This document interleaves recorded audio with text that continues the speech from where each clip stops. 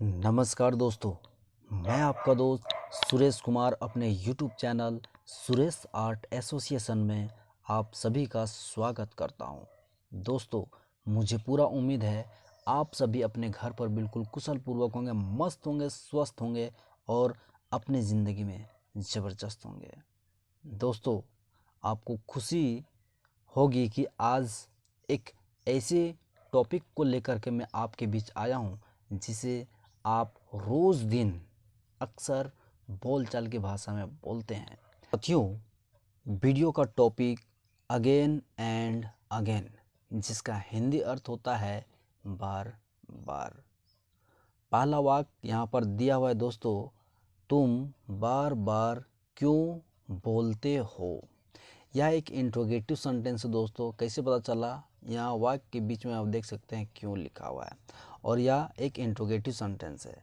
Present indefinite tense का एक interrogative sentence है। इसको हम लोग अभी हिंदी से इंग्लिश बनाने के लिए सीखेंगे। सबसे पहले क्या प्रश्न पूछा गया है?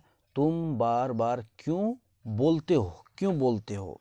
तो क्यों के लिए क्या होता है? वाई। तो हम लोग लिखते हैं वाई। अब ये सेंटेंस सिंपल प्रेजेंट टेंस का है। सिंपल प्रेजेंट टेंस में होता है क्या कि इंट्रोगेटिव सेंटेंस को बनाने के लिए सबसे पहले WH वर्ड के बाद डू का यूज करेंगे सब्जेक्ट के अनुसार। तो सब्जेक्ट यहाँ पर क्या है? तुम है, तो इसके लिए यू वर्ड का यूज करेंगे।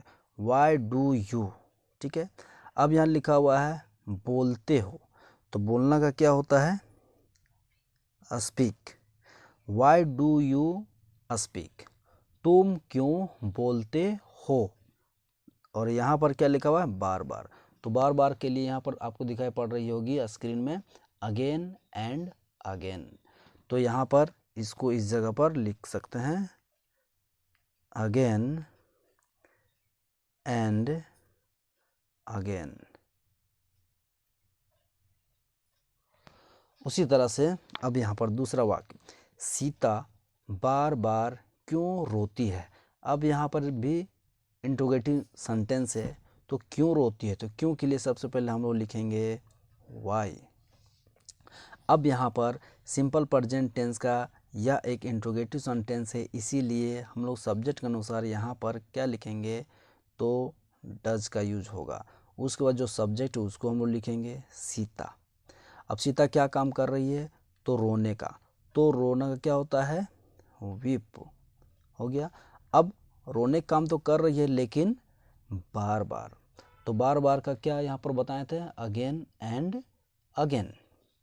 तो यहाँ पर हम लोग लास्ट में हम लोग लिख सकते हैं अगेन एंड अगेन, लास्ट में क्वेश्चन मार्क। अब यहाँ पर तीसरा एग्जाम्पल, वे लोग बार बार कहाँ जाते हैं। तो कहाँ जाते हैं, तो कहाँ के लिए क्या हो जाएगा? वेयर।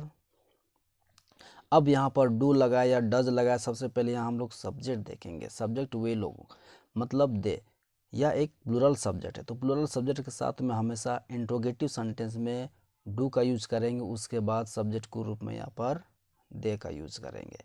यहाँ तो क्लियर हो गया। उसके बाद क्या काम करने के बाद वो लग गया है जाते हैं।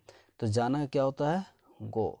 अब जाने का बात तो हो गया यहाँ पर, लेकिन बार बार, तो बार बार के लिए अगेन एंड अगेन, लास्ट में क्वेश्चन मार्क। इसी तरह से और वाक्यों को हम लोग समझेंगे दोस्तों। जैसे अगला वाक्य, रेखा बार बार क्यों सोचती है। सोचने का काम बार बार हो रहा है, लेकिन क्यों सोचती है? सबसे पहले इसका हम लोग लिखेंगे क्यों के लिए वाई। अब यहाँ पर डू लगाए या डज लगाए, अब हम लोग सब्जेक्ट के अनुसार देखेंगे। रेखा है तो रेखा के लिए इसके साथ हमेशा डज का यूज किया जाता है। उसके बाद यहाँ पर सब्जेक्ट के रूप में रेखा है तो रेखा लिखेंगे। उसके बाद रेखा क्या काम कर रही है? तो सोचने का काम कर रही है, सोचती है। तो सोचती, सोचना क्या होता है? थिंक। लेकिन सोचने काम हमेशा क्या कर रही है? तो बार बार कर रही है। तो बार बार के लिए अगेन एंड अगेन बताए थे।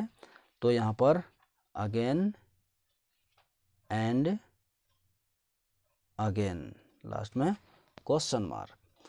और अगला क्वेश्चन, वह बार बार मुझे क्यों देखता है। तो सबसे पहले क्यों देखता है, क्यों के लिए वाई।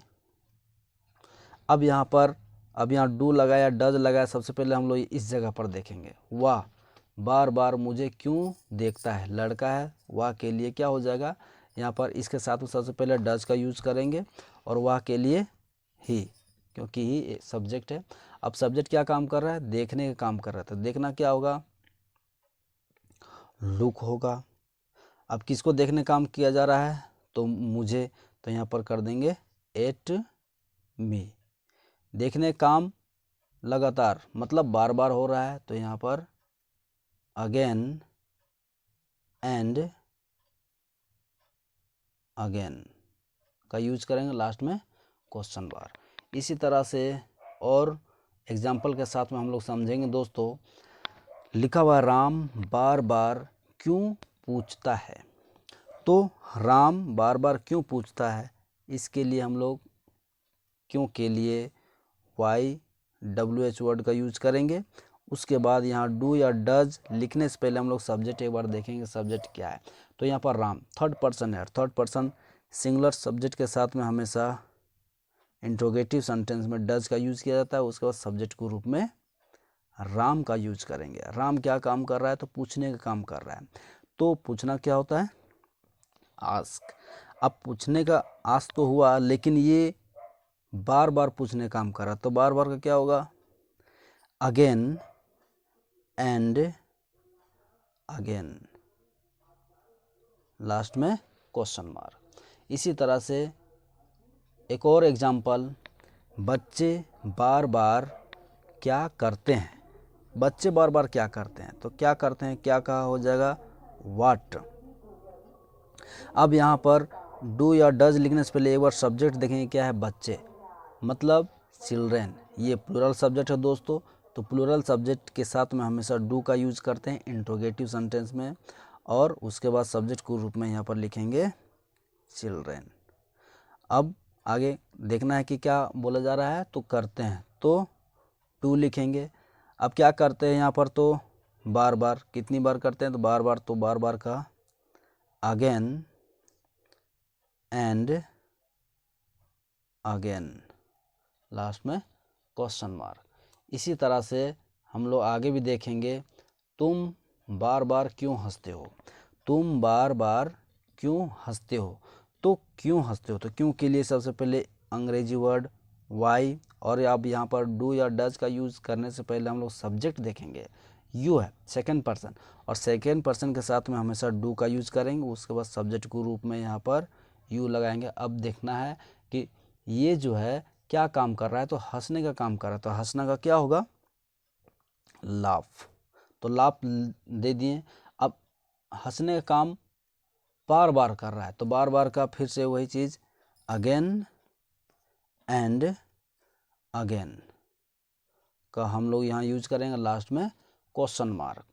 इसी तरह से एक और लास्ट एग्जाम्पल, वह बार बार क्या खाती है। कोई लड़की है तो क्या खाती है, क्या के लिए हम लोग क्या लिखेंगे, वाट।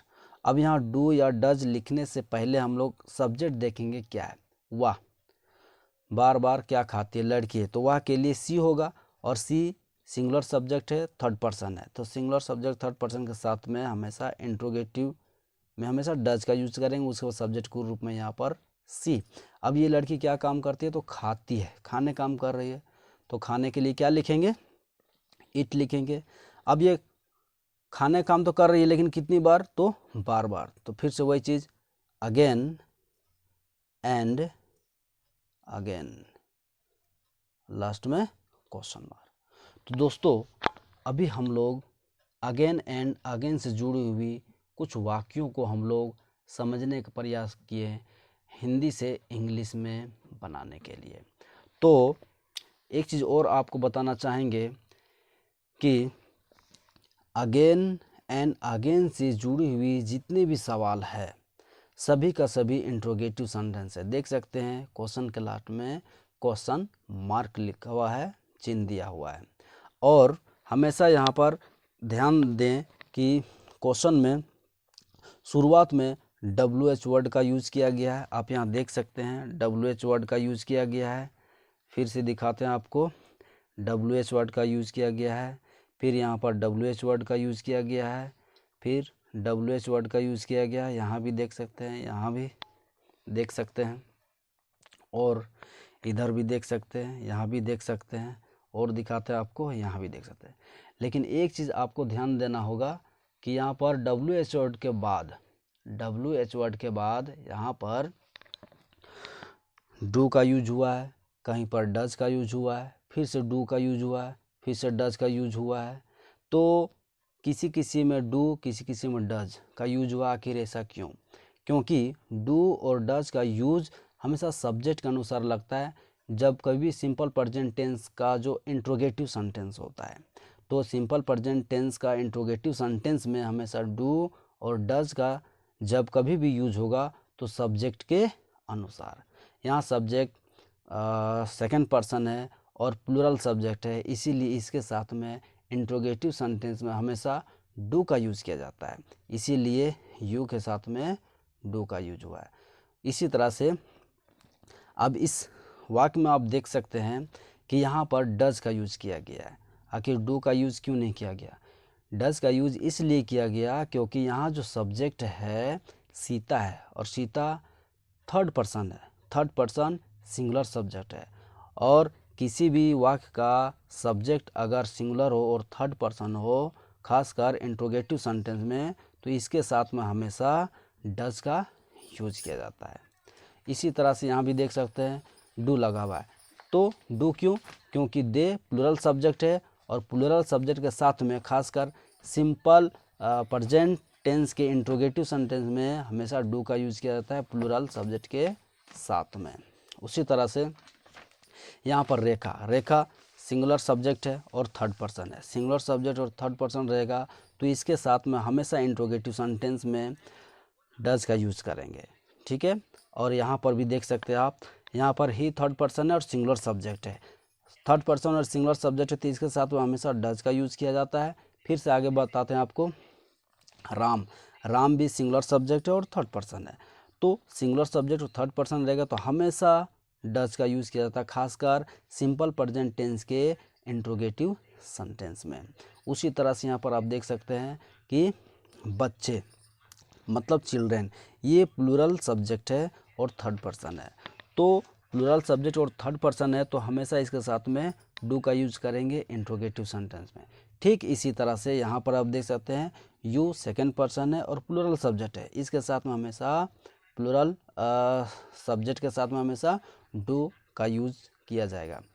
और दूसरा चीज़, थर्ड पर्सन यहाँ पर देखिए सी है और सिंगुलर सब्जेक्ट है। थर्ड पर्सन सिंगुलर सब्जेक्ट है तो इसके साथ में अभी हमने कहा था क्या कि सिंपल प्रेजेंट टेंस के इंट्रोगेटिव सेंटेंस में हमेशा डज का यूज़ करेंगे। तो मुझे पूरा भरोसा है दोस्तों यह वीडियो आपको काफ़ी अच्छी लगी होगी और काफ़ी नॉलेजेबल होगी।